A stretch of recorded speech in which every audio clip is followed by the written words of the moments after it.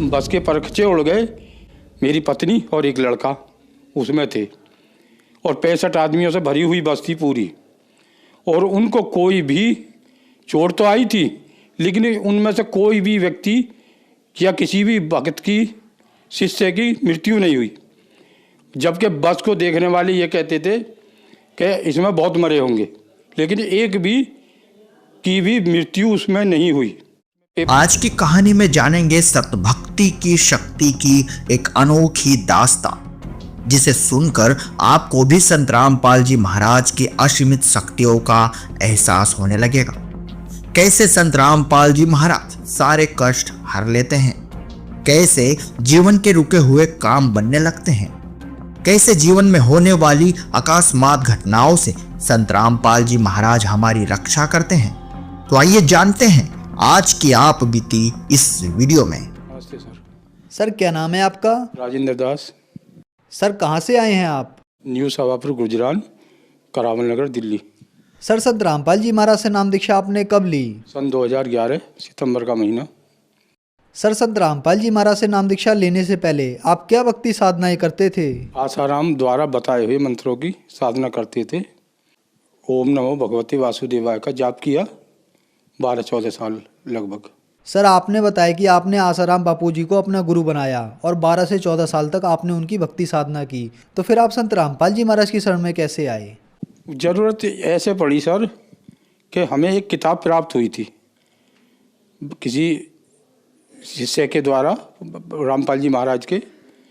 तो उस किताब को पढ़ने से, उसका नाम था भक्ति सौदागर को संदेश। उसको जब हमने पढ़ा तो हमें एहसास हुआ कि जो भक्ति हम कर रहे हैं वो शास्त्रों के विरुद्ध है। सबसे बड़ा बात यही बनी कि हमने वो भक्ति फिर छोड़नी पड़ी। सतलोक आश्रम में जा कर के बरवाला सदगुरु रामपाल जी महाराज से नाम दीक्षा प्राप्त करके फिर भक्ति प्रारंभ की है जी। सर संत रामपाल जी महाराज से नाम दीक्षा लेने के बाद श्रद्धालुओं को बहुत सारे लाभ प्राप्त होते हैं, चाहे वो भौतिक हो, मानसिक हो, आध्यात्मिक हो या शारीरिक हो। तो क्या संत रामपाल जी महाराज से नाम दीक्षा लेने के बाद आपको भी कुछ लाभ प्राप्त हुए? हाँ, बहुत लाभ प्राप्त हुए सर। सबसे बड़ा लाभ और सबसे मुख्य लाभ हमें ये पता लगा कि हमारा जीवन का उद्देश्य कुछ अलग है। भक्ति करके मोक्ष प्राप्त करना है, जो हम अब तक उस ज्ञान से अनबूझ थे। यहाँ अगर सच्ची साधना मिली, जीवन का टारगेट मिला मोक्ष प्राप्त करने का, और उसके हिसाब से हमें आगे लाभ भी प्राप्त हुए। लाभ ये हुए कि मुझे सन 2013 में खांसी का अटैक आया था, जो मृत्यु के समान मृत्यु भी प्राप्त हो सकती थी। तो उससे हमारी वो बीमारी का नाश हुआ, पाप कर्म का नाश हुआ और जीवन दान भी मिला।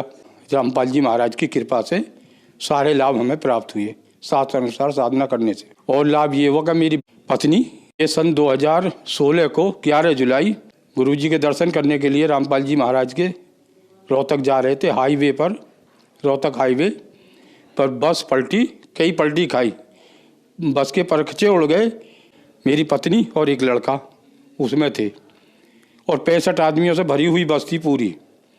और उनको कोई भी चोट तो आई थी, लेकिन उनमें से कोई भी व्यक्ति या किसी भी भक्त की, शिष्य की मृत्यु नहीं हुई। जबकि बस को देखने वाले ये कहते थे कि इसमें बहुत मरे होंगे, लेकिन एक भी की भी मृत्यु उसमें नहीं हुई। पेपर में भी आया था, वहाँ के कई पेपरों में। सब ठीक ठाक अपने घर को शाम को सभी पहुँच गए थे जी। पूरे 65 लोग सुरक्षित रहे उसमें, आज तक भी कोई नहीं मरा। और लाभ तो होते रहते छोटे मोटे।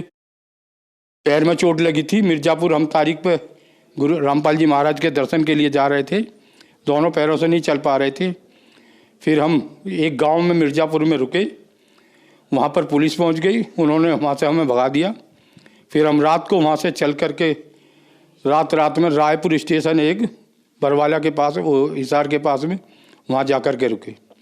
वहाँ हमने आराम किया। मेरी पत्नी ने कहा, सुबह को उठ के जब हम उठे वहाँ से 3 बजे हम पहुँचे, 12 बजे के चले हुए धीरे धीरे, क्योंकि मैं चल नहीं सकता था, बहुत धीरे धीरे चल रहा था। जब वहाँ हम पहुँचे रात को, सुबह को उठे, इन्होंने कहा कि देखना जी तुम्हारे पैर में दर्द तो नहीं है। ऐसे ऐसे गुरुजी आए थे रामपाल जी महाराज, उन्होंने आपके पैर को पकड़ के वो ठीक कर रहे थे। अब मैं उठा और मैंने देखा कि चल फिर के देखा तो मेरे पैर भी जब जो पहले सूज रहे थे और चला नहीं जा रहा था और दर्द था, और घूम फिर के देखा तो ऐसा लग रहा था जैसे मेरे कोई बीमारी थी ही नहीं पैर में, बिल्कुल ठीक ओके हो गया। मैं सुबह आराम से चल सकता था, मैं अभी तक भी ठीक हूँ संत रामपाल जी की कृपा से। नशा भी छूट गया, मैं बीड़ी 5-5 मिनट में बीड़ी पीता था सर।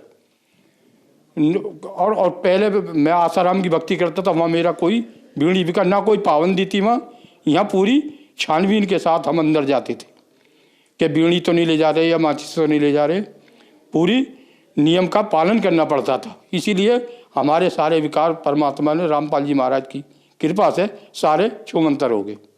सर संत रामपाल जी महाराज ने आपको एक सुखमय जीवन दिया और बहुत सारे सुख दिए, तो जो श्रद्धालु आज आपको देख रहे हैं आप उन्हें क्या कहना चाहेंगे? उनके लिए मैं निवेदन कर सकता हूं सर कि अपने कीमती मनुष्य के जीवन को बर्बाद ना करें नकली संत महंतों के चक्कर में पड़ के, या कोई भक्ति नहीं करते तो वो भी गलत है।